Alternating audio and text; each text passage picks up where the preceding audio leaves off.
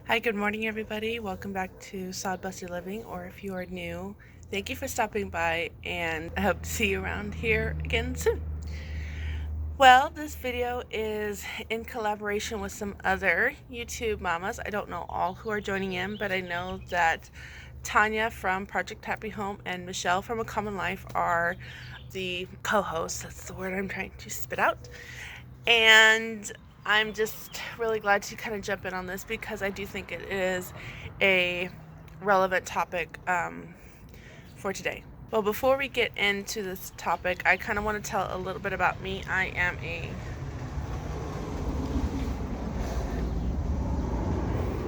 a homeschooling mom of 5 children. I live in the Mojave Desert, where it is actually quite nice today, but the summers are pretty hot. And so on this channel, I tend to share a lot about homeschooling, motherhood, trying to garden in the middle of the desert, and all that fun stuff. But this video, when I first started my YouTube channel,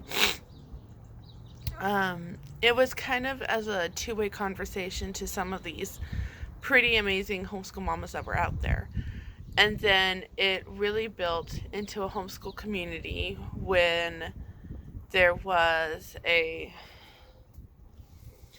collaboration, I guess you could kind of say, where there was a prompt and many homeschoolers would answer the prompt based on how they homeschool. And it really picked up from there. But my vlogging days actually began many years ago with blogging. That's how this name actually was born. My husband picked it out. We're kind of homesteaders at heart, and it was going to be our journey on how we got there. But when YouTube came into the picture, it kind of took a whole different turn and spin. It was easier to build a platform on YouTube than it was blogging. When YouTube kind of came into the picture, I think there was this idea that it was going to be easier. Blogging is definitely easier, but it's more connecting to get in front of the camera. I feel like, when you're typing something, I can't really show you the expressions I make on my face. Maybe when I say something snarky. But in a video, I can say that, and you get more of my personality, and I think it was easier to make a connection. But some of the things with YouTube, you open yourself up to a lot of criticism that I don't think many people realize. So in this collaboration, The Truth About YouTube, we were invited to share whatever we wanted to. I think some of them were going to share about the homeschooling aspect and different things like that. I personally wanted to share a lot of behind the scenes that goes into YouTubing, because there has been an explosion. And one of the things that I see often is, well, how much money are we going to make? How quickly do we have to get that? I'm going to tell you right now, if you're in it for the money, then you might want to find a different platform to earn your income from. Even with as many views as I have and things like that, I kind of joke, or my friend kind of jokes that it's enough to buy a candy bar at the end of the month. And I have worked up to maybe a nice meal out once a year. But that's you're not going to make, even with sponsorships and things like that. You're not really going to be able to come home just from your YouTube channel. There has to be other things, and it's a lot of work. And that's fine, but I think many people get discouraged when they don't see the results that they want to see based on how much work they're putting in. And that's the truth. Another thing about my videos, I get a lot of interruptions. The other thing about YouTube is that when you're committed to your viewers, and you find that one small group that is really blessed and encouraged by those videos, that's who you make the videos for. It's, again, a conversation that you can start with them. And that's another truth about it. It's not the numbers that, I'm not going to lie, like when those numbers hit, you're just like, that many people want this in their feed. Probably half of those probably never even watch your videos. The numbers are great. It's kind of encouraging. I'm not going to lie. There's a little buzz when the numbers go up. But I think it's the people that come back again and again that makes YouTube worth it. I have a mom interruption coming up. One of the things that you'll learn about YouTubing, when especially in the editing field, is how many times you say something that's annoying. One of the things that I keep trying to edit out is so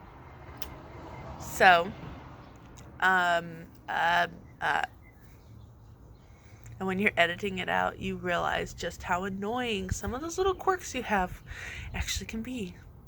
So that's another truth about YouTubing. You're going to learn stuff about yourself that you had no idea existed.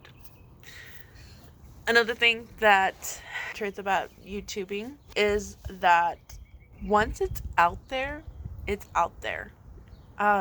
There's been, telling you, there's been some videos that I've posted hesitantly, trying to figure out if this is a good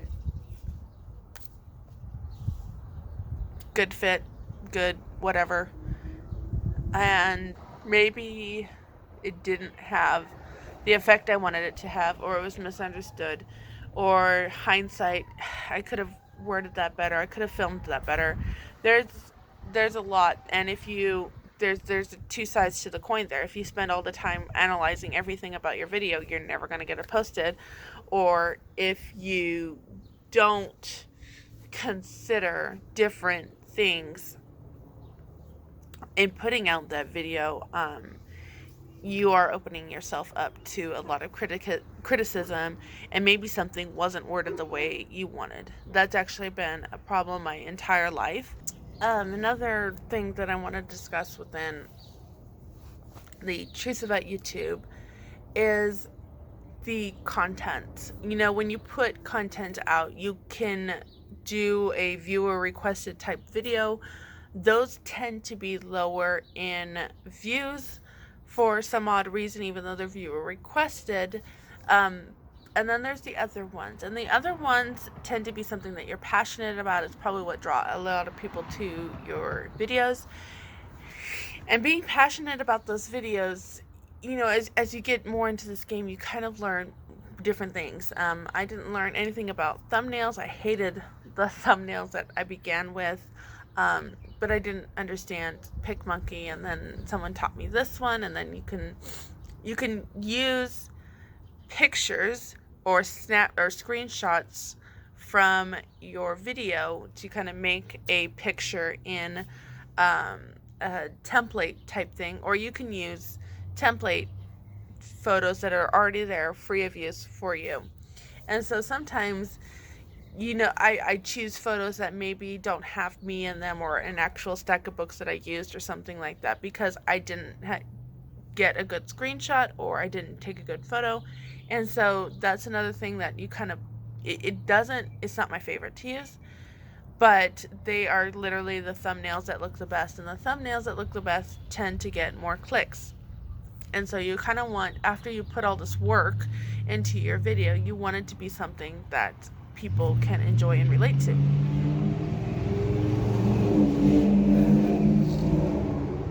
We're on a 25 mile per hour street, and everybody seems to think that it's a 50 mile per hour street. California. All right. So that's one aspect. The other aspect I want to talk about is titles. So with titles, I use something called co-schedule. And what it is it basically takes wording that you've used and kind of analyzes it to see how it would rank up in good titles. I am horrible with titles. I I do not do anything well with that. I've never been great at that. And something like that has really helped. But they like certain things that you kind of have to um, play around with and then work, does this work with my video? Some people would call it clickbait. Um, I guess in a way, some of your titles could end up being that way, but for me, it's more about creating a title that gets, because YouTube is owned by Google. Google Analytics will take your title and kind of see how it would rank on their search engine. And so you kind of play around with wording and things like that to create a catching title. That's kind of how I work things. That's another thing with YouTube, is that you're constantly trying to figure out ways to improve your channel, but keeping it real and honest and true and engaging. It's another aspect of YouTube. So the final thing I want to talk about with YouTube is actually the positive thing that comes from it. I have a group of friends that I will carry their friendship for the rest of my life. And we've laughed together, we've cried together, we've prayed together, we've done everything. And this group of friends just has really grown and blossomed, and I would not have found this diverse group of wonderful young ladies without YouTube. I have really grown in so many ways through YouTube. I would say one of the things that is really great about YouTube is you kind of challenge your thinking, but it's not in a conversation way where you have to respond like this. Some people do. They shouldn't. They should wait and ponder and think. They should be like me. No, just kidding. I'm totally kidding. Humility void. But when a video goes out and they've put this maybe a different perspective, of a different view of something, from someone that you really love and admire and see the rest of their videos, and then they put something out there that's different in your thinking and in your beliefs, you can kind of think about it and ponder on it, weigh it, and that doesn't always happen in a person-to-person relationship. We tend to, or a conversation, not relationship, but a person-to-person conversation, we tend to kind of, get defensive and start going back and forth, and then a lot of times friendships are ruined. I would say that's one of the great things about YouTube, is that I can see a different perspective. I can think about it, I can weigh it, and I can come to a good conclusion, or, not a good conclusion. I can just say, oh, you know what, I have changed my views on this, or, that's a really interesting thought, but I still think I'm going to stay with this. And I don't always say that in the comments. There really is no reason to. There's no reason to. But YouTube has really helped me grow in this area, and it's probably one of my favorite things outside of good friendships about YouTube. And then one other thing that YouTube is really, really great for is just, the videos that I tend to watch, I kind of giggle and chuckle at, because if I was talking to my friends about them, they'd be like, you watch what? Things like clean with me videos. I mean, like, how many times do you need to watch a clean with me video? But there is something motivating about them. There is something encouraging about them. There is something that, I was that 14-year-old that loved to watch Martha Stewart. And so it kind of channels that little inner girl in me that wants to create a welcoming home and environment. And no, I don't maybe clean things differently now, but you start seeing things different. You start seeing your home in a different way, and what you like about that video, you kind of start reflecting on your own room. Like, okay, if I like this about that video, what do I need to do in here that has that same inviting home environment, atmosphere, etc.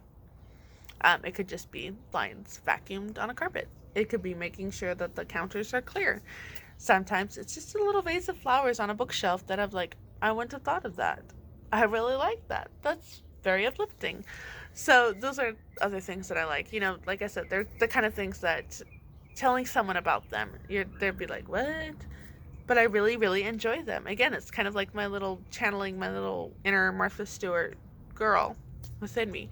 Um, so anyway, hi guys, it's another day and I'm editing my video, watching Michelle's and Tanya's video because my week has totally been off by one day all week, and I don't know what happened. Anyway, so I'm trying to get this video up for you, but in watching other videos, I did want to put just something else in my own videos.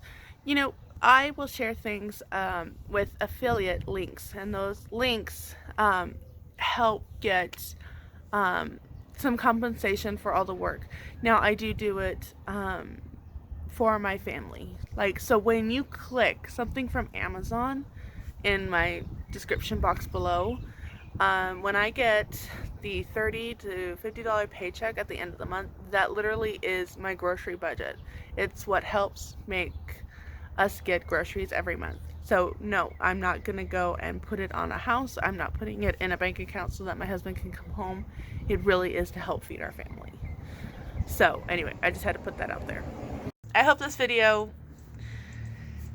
it may not be exactly what Tanya, Michelle, and any of the other ladies are doing. I'm pretty sure I kind of have my own weird spin on it. I tend to do that. But I hope this kind of gave you an insight as to the positives and the negatives of being a YouTuber. And I'm a very small channel. Well, I think so. I mean, I'm pretty excited about my number count. But anyway, the flies are coming out and they're getting really pesky. So I'm going to end this video here. Thank you so much for taking the time to watch it. And if you subscribe, I hope to see you in the next video. If you are a subscriber, I will see you at my next video. And until then, have a blessed day. Bye.